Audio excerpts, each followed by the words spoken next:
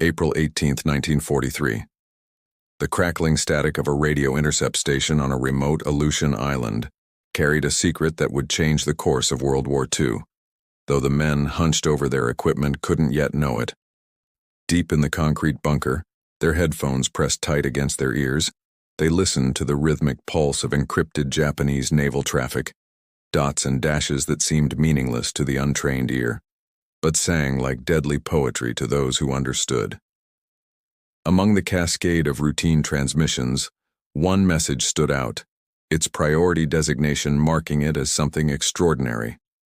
The radio men's hands moved with practiced urgency across their transcription pads, capturing every character of what would soon become one of history's most consequential intercepts.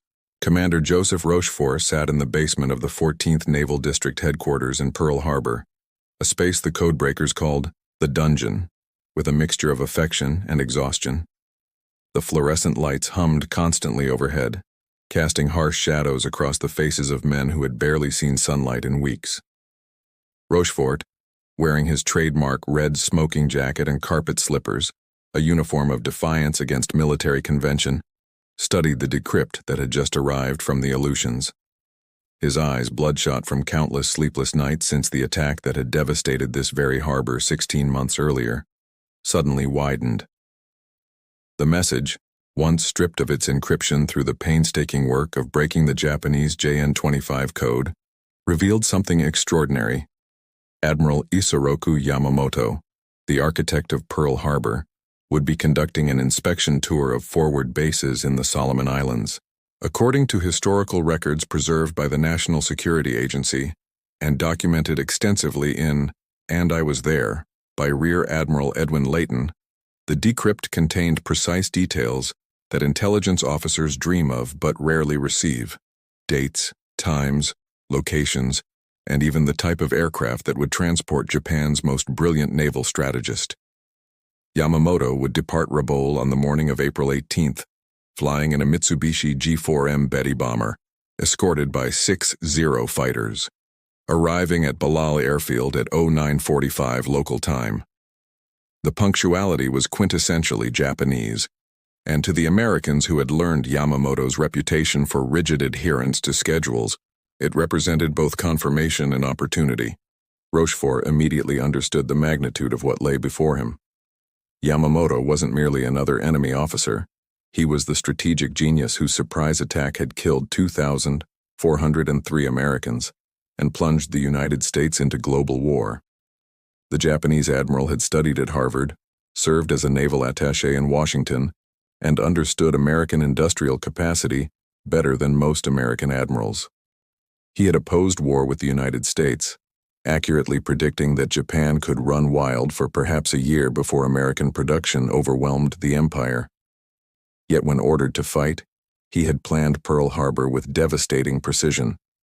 Now, the Americans knew exactly where he would be, when he would be there, and in what aircraft he would travel. The question wasn't whether they could reach him, it was whether they should try, and what consequences such an assassination might unleash. The decrypt landed on Admiral Chester Nimitz's desk in Pearl Harbor within hours, carried by Rochefort himself, who understood that this decision transcended normal intelligence operations. Nimitz, commander of the Pacific Fleet, sat in his office overlooking the harbor where the rusting hulks of battleships still broke the waterline, constant reminders of December 7th, 1941. The admiral read the message twice, his weathered face revealing nothing of the storm of calculations occurring behind his pale blue eyes. Assassination of military leaders, even in wartime, existed in murky ethical territory. The United States had never officially adopted such tactics, preferring to maintain what it considered civilized rules of engagement even as total war consumed the globe. The debate that followed involved the highest levels of American military and political leadership. Secretary of the Navy, Frank Knox, a former newspaper publisher who understood public opinion, worried about setting precedents that might endanger American leaders. General George Marshall expressed concerns about the Japanese reaction. Would they retaliate by targeting General Douglas MacArthur or Admiral Nimitz himself? Yet Admiral William Halsey, whose aggressive instincts had earned him the nickname Bull, reportedly declared that getting Yamamoto was just what the doctor ordered. The arguments flowed back and forth through secure communications between Pearl Harbor and Washington, with each voice adding weight to one side or the other of the moral scale. President Franklin Delano Roosevelt ultimately made the decision, though historical accounts differ on the exact wording of his authorization. What remains clear is that by April 14th, permission had been granted to proceed with what would be designated Operation Vengeance. The authorization carefully avoided the word assassination, instead framing the mission as an ordinary combat operation against an enemy military target who happened to be traveling in an identifiable aircraft. This linguistic gymnastics satisfied legal scholars and preserved the fiction that America wasn't adopting the tactics of totalitarian regimes, though everyone involved understood the truth. They were planning to kill one specific man because of who he was, not merely what uniform he wore. The mission's complexity became immediately apparent. Yamamoto would fly over Bougainville, more than 400 miles from the nearest American airfield at Guadalcanal. No fighter in the American inventory except the Lockheed P-38 Lightning possessed the range to reach the intercept point and return. Even the Lightning would require drop tanks, auxiliary fuel containers mounted under the wings, to extend its combat radius sufficiently. The timing would need to be perfect. Arrive too early, and the Lightnings would alert Japanese defenders. Arrive too late, and Yamamoto would land safely under the protection of Balale's anti-aircraft guns. Weather, navigation, mechanical reliability, any single factor could doom the mission before Japanese fighters ever engaged. Major John Mitchell, commander of the 339th Fighter Squadron, received the assignment on April 16th. The grizzled pilot, a veteran of months of brutal combat over the Solomons, gathered his flight leaders in a sweltering operations tent and revealed the target. The room fell silent. Mitchell outlined the plan. 18 P-38s would make the flight, divided into two groups. 4 aircraft led by Captain Thomas Lanphier would be the killer flight, tasked with intercepting Yamamoto's bomber. The remaining 14, under Mitchell's command, would fly top cover, intercepting the Zero escorts and any other Japanese fighters that rose to meet them. Success depended on precision navigation across hundreds of miles of featureless ocean, arriving at the exact intercept point at 0935, 10 minutes before Yamamoto's scheduled landing. This was where Captain Thomas Lanphier, a skilled pilot with a flair for publicity, should have begun his final preparations. But another man entered the story here, a man whose contribution would remain classified for decades, whose illegal ingenuity would make the entire mission possible. His name was Donald Crandall, though history would remember him primarily as an engineering officer attached to the 13th Air Force. Crandall wasn't a combat pilot or a strategic planner.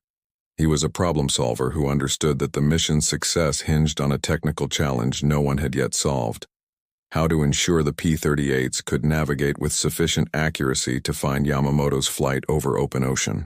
Dead reckoning navigation, the standard method of the era, required pilots to maintain precise headings and speeds while calculating wind drift, compass deviation, and fuel consumption.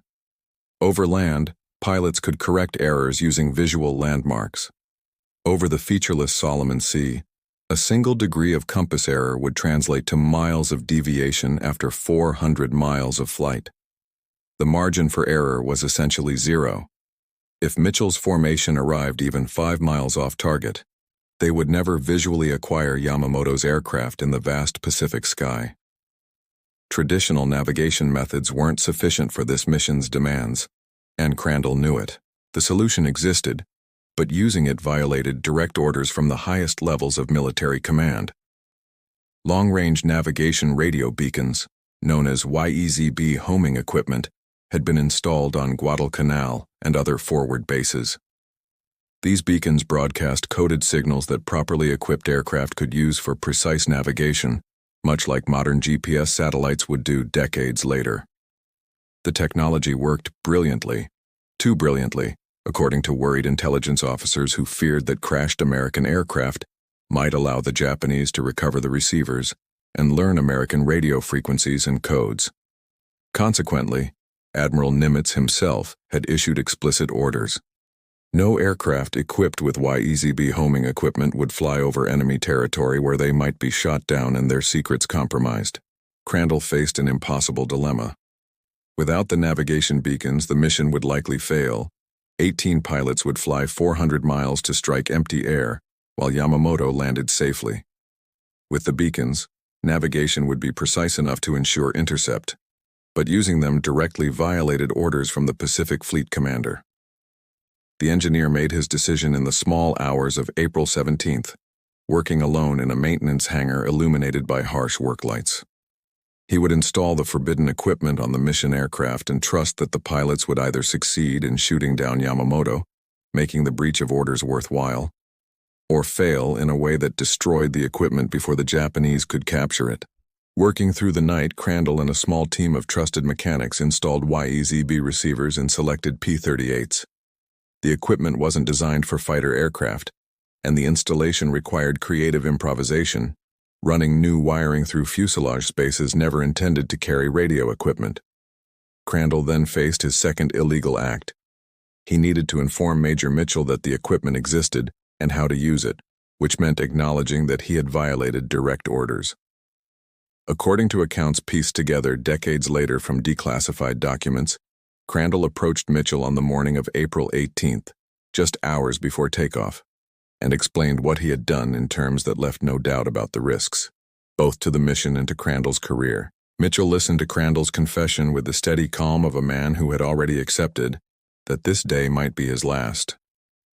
The Major understood immediately that the engineer had given him an advantage that might mean the difference between success and failure, between revenge for Pearl Harbor and an embarrassing navigational failure 400 miles from friendly bases. Mitchell also understood that Crandall had committed what amounted to insubordination of direct orders from Admiral Nimitz, a career-ending offense if discovered, possibly even court-martial material. The pilot made a silent calculation and nodded once. They would use the equipment. If the mission succeeded, perhaps the breach of orders would be forgiven.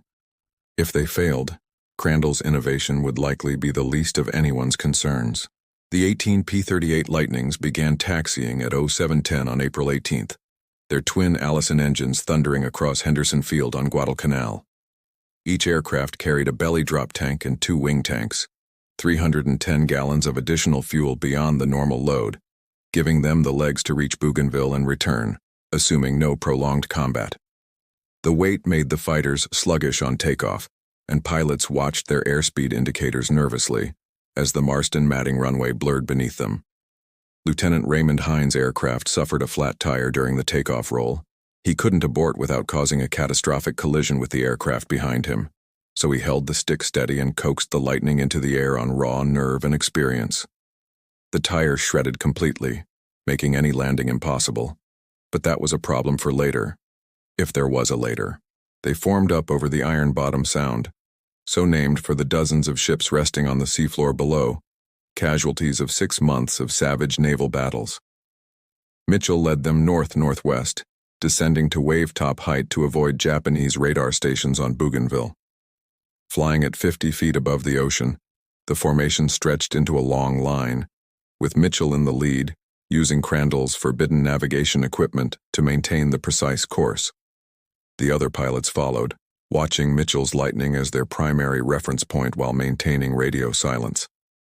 The ocean passed beneath them in an endless blue expanse, broken occasionally by whitecaps or the dark shadow of a shark cruising near the surface. The flight lasted over 2 hours, a grueling test of concentration and fuel management. Pilots constantly scanned their engine instruments, watching oil temperature and fuel flow with obsessive attention. The slightest mechanical problem at this distance from base would mean ditching in the ocean with minimal hope of rescue. Several times pilots reported seeing Japanese float planes in the distance, but Mitchell held his course, trusting that the enemy observers would dismiss them as friendly aircraft or be unable to alert defenders before the intercept occurred. The silence pressed on them, broken only by the roar of engines and the occasional crackle of radio static as someone tested their microphone then returned to the imposed quiet. At 09:33, Mitchell began a gentle climb, bringing the formation up to approximately 3,000 feet. According to the navigation calculations based on Crandall's equipment, they should be approaching the intercept point. Ahead, and slightly to the right, the dark green mass of Bougainville rose from the ocean, its mountainous interior shrouded in tropical clouds. Mitchell's wingman, Lieutenant Albert Long, suddenly broke radio silence with a simple call that electrified every pilot in the formation. Bogies, 11 o'clock high. There, exactly where intelligence had predicted, exactly when the decrypt had specified, were two formations of Japanese aircraft. The two bombers, one carrying Admiral Yamamoto, the other carrying his staff, flew at about 5,000 feet, escorted by 6 Zero fighters weaving protectively above them. The Americans had arrived 4 minutes early, with enough fuel for approximately 10 minutes of combat before they would need to begin the long flight home. The element of surprise was complete. Japanese radar operators, if they had detected the P-38s at all, had given no alarm. The Zero pilots showed no signs of awareness as Mitchell's formation began their attack run.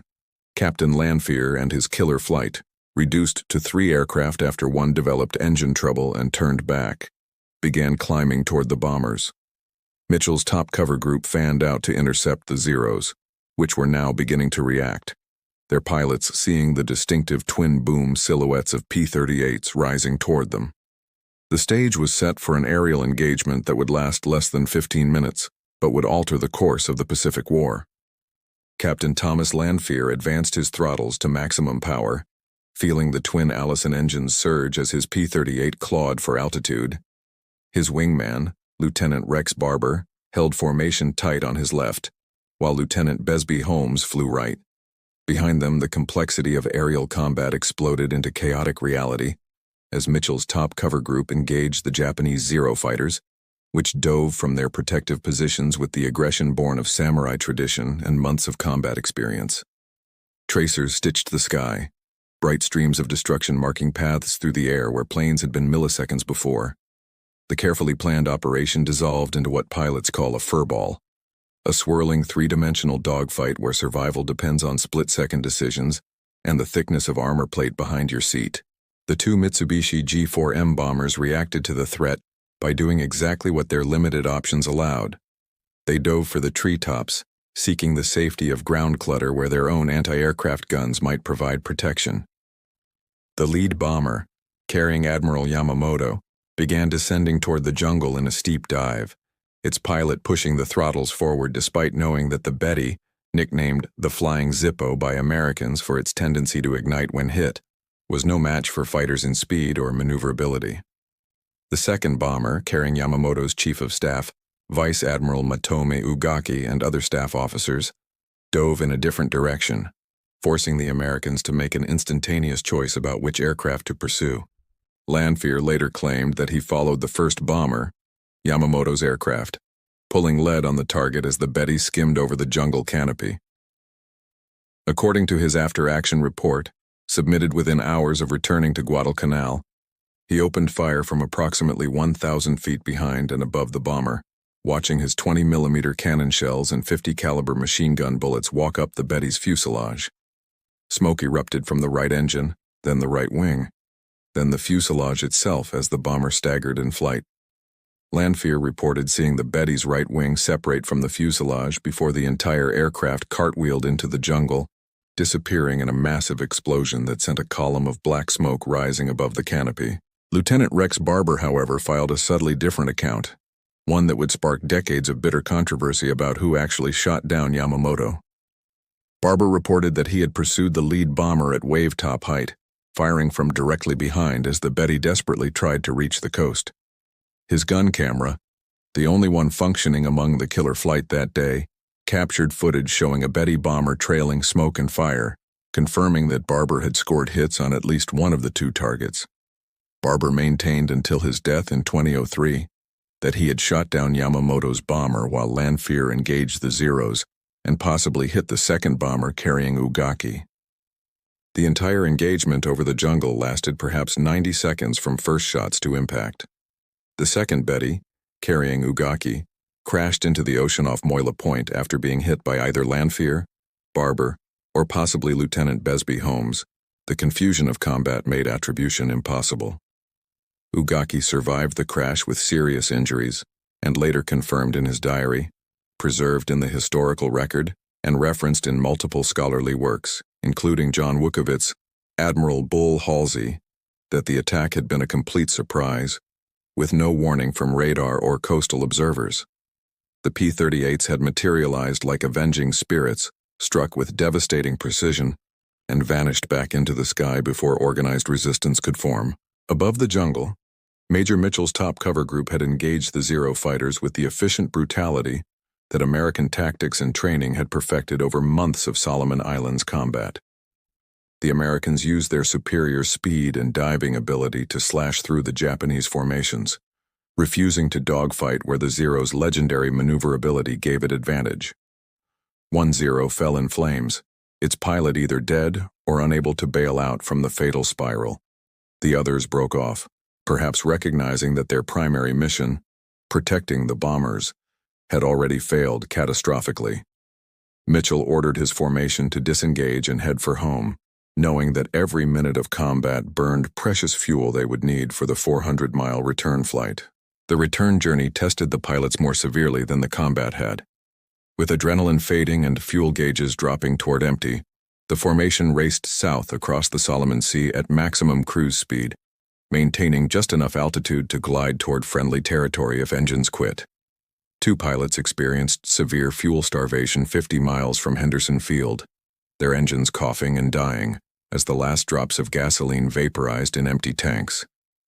Both managed dead-stick landings on the steel matting runway, their propellers windmilling uselessly as ground crews rushed toward them with fire extinguishers, prepared for the worst.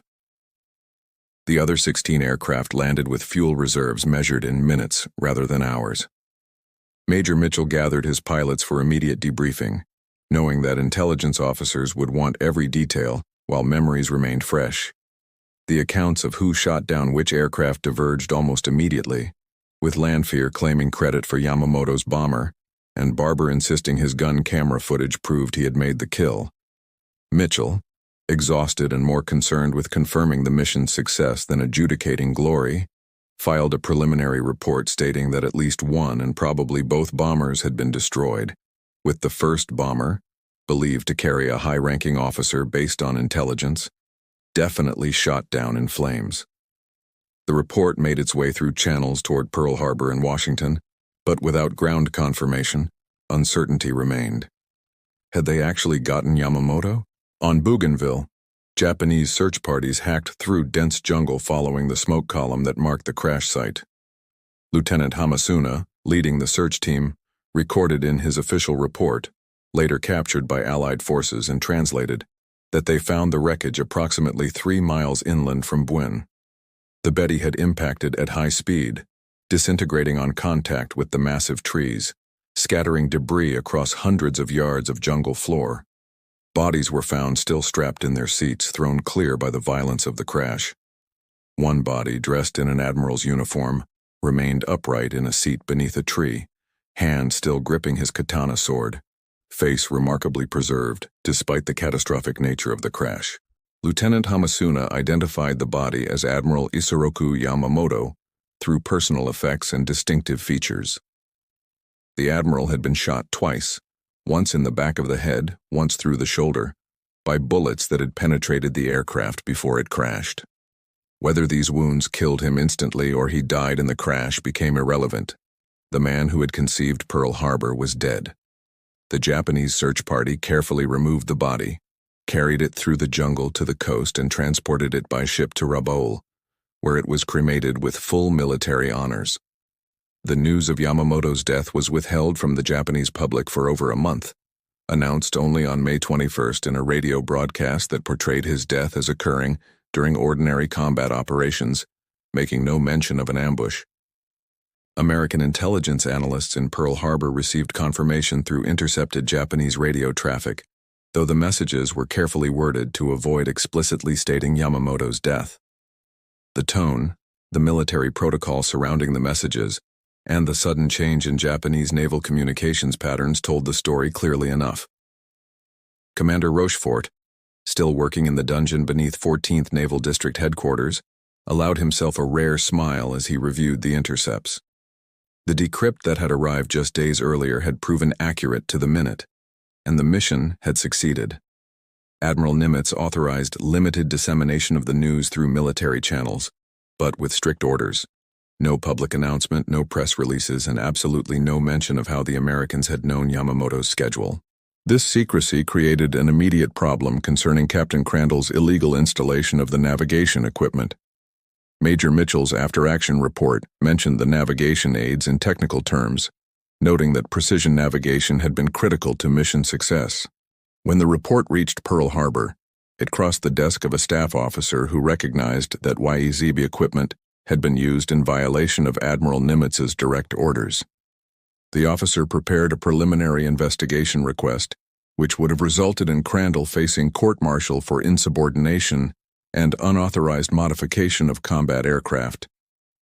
The investigation document sat in an inbox, awaiting signature, when Commander Rochefort intervened in a way that demonstrated the intelligence officer's understanding of moral flexibility in wartime.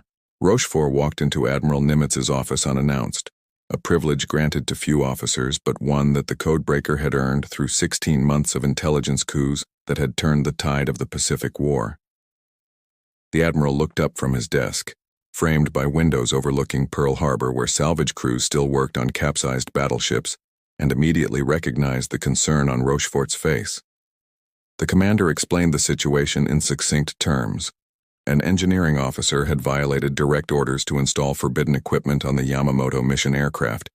That equipment had been essential to the mission's success, and now that officer faced career-ending punishment because the operation had succeeded. Nimitz listened without interrupting, his fingers drumming once on the desktop in a gesture those who knew him recognized as deep thought. The decision took less than a minute. Admiral Nimitz ordered the investigation closed before it officially opened, and all documentation of the navigation equipment's use to be classified at the highest level and removed from standard after-action reports. Captain Crandall received no official recognition for his contribution, no medal, no commendation, not even a note in his service record. The alternative, however, would have been court-martial and discharge, so the engineer accepted silence as its own reward. According to declassified documents released by the National Security Agency in 1993 and referenced in multiple historical accounts including Carroll V. Glines's attack on Yamamoto, this pattern repeated throughout the war. Men and women made decisions that violated regulations but served larger strategic purposes, and when those decisions succeeded, the violations disappeared into classified files. The controversy over who actually shot down Yamamoto's bomber, however, refused to stay buried. Captain Lanfear received the Navy Cross for the kill, with his citation specifically crediting him with downing the aircraft carrying the Japanese commander. His naturally charismatic personality and willingness to speak with press made him the public face of Operation Vengeance, and he dined out on the story for decades, appearing at air shows and veterans gatherings where audiences hung on his descriptions of that April morning. Lieutenant Barber, more reserved and less comfortable with publicity, quietly maintained that the gun camera footage and his flight path proved he had made the kill. The disagreement festered for 50 years, becoming one of aviation history's most bitter disputes. Modern analysis of Japanese records, American aircraft performance data, and timing calculations has given historians enough evidence to reconstruct the engagement with reasonable confidence. The consensus, reflected in works such as R. Cargill Hall's Lightning over Bougainville and official Air Force histories, suggests that Barber likely shot down Yamamoto's bomber, while Lanfear engaged either the second bomber or the Zero fighters, exactly as Barber claimed in his original after-action report. The Air Force Board for Correction of Military Records partially vindicated Barber in 1997, crediting him with one bomber destroyed, but stopped short of explicitly stating it was Yamamoto's aircraft, satisfying no one and leaving the controversy alive into the 21st century. The strategic consequences of Yamamoto's death proved more complex than American planners anticipated. The Japanese Navy lost its most brilliant strategic thinker, a man who understood both Japan's limitations and America's industrial power. His successors lacked his strategic vision and, perhaps more importantly, his credibility with both the Navy and the Emperor. Yet the assassination also eliminated the one Japanese leader who might have advocated for a negotiated peace once Japan's strategic position became untenable. Yamamoto had opposed the war initially and might have supported ending it before the atomic bombs fell, whereas his more militaristic successors fought literally to the last day, prolonging the conflict and its attendant horrors. The broader question of whether Operation Vengeance violated the laws of war or established dangerous precedents occupied ethicists and military lawyers for decades. The Hague Conventions of 1907 prohibited assassination of military leaders using deception or treachery, such as posing as medical personnel or using false flags, but said nothing about using combat aircraft to target a specific enemy commander. The Americans had used legitimately gathered intelligence and ordinary military equipment to attack a valid military target who happened to be traveling in an identifiable aircraft. By strict legal interpretation, Operation Vengeance fell within the bounds of lawful warfare, though it edged close to ethical boundaries that many found uncomfortable.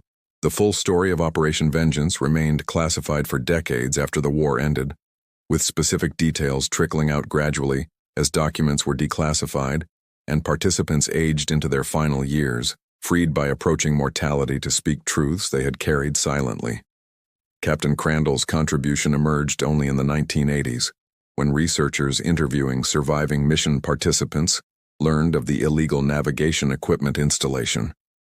By then, Crandall had passed away in 1976, never having received public recognition for the ingenuity that made the mission possible. His story became a footnote in histories of Operation Vengeance, mentioned briefly if at all, though without his technical violation of orders, the entire mission would likely have failed. Major Mitchell, the mission commander who accepted responsibility for using the forbidden equipment, rose to colonel by war's end and received the Navy Cross for his leadership on April 18, 1943. His careful mission planning and navigational precision received appropriate recognition, though the classified nature of Crandall's contribution meant that citations couldn't mention the true source of that navigational accuracy. Mitchell maintained silence about the technical details until the 1980s, honoring the secrecy requirements even decades after they served any practical security purpose. His restraint reflected the generation's understanding that some secrets served purposes beyond immediate military necessity. The broader impact of Yamamoto's death on the Pacific War's outcome remains debated among military historians. The Japanese Navy suffered operational setbacks following his loss, though whether these resulted from his absence or from the industrial and numerical superiority the United States brought to bear by mid-1943 remains unclear. What is indisputable is the psychological impact on both American and Japanese forces.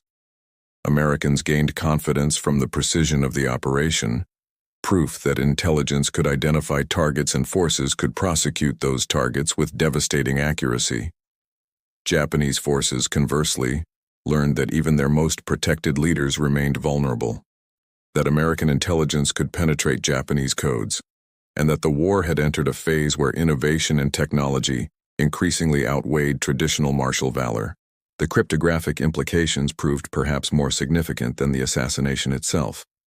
Japanese codemakers, suspicious that American foreknowledge of Yamamoto's itinerary indicated compromised communications, investigated their encryption systems but ultimately concluded that the Americans must have used traditional espionage, perhaps a spy in Rabaul, rather than accepting that their codes had been broken.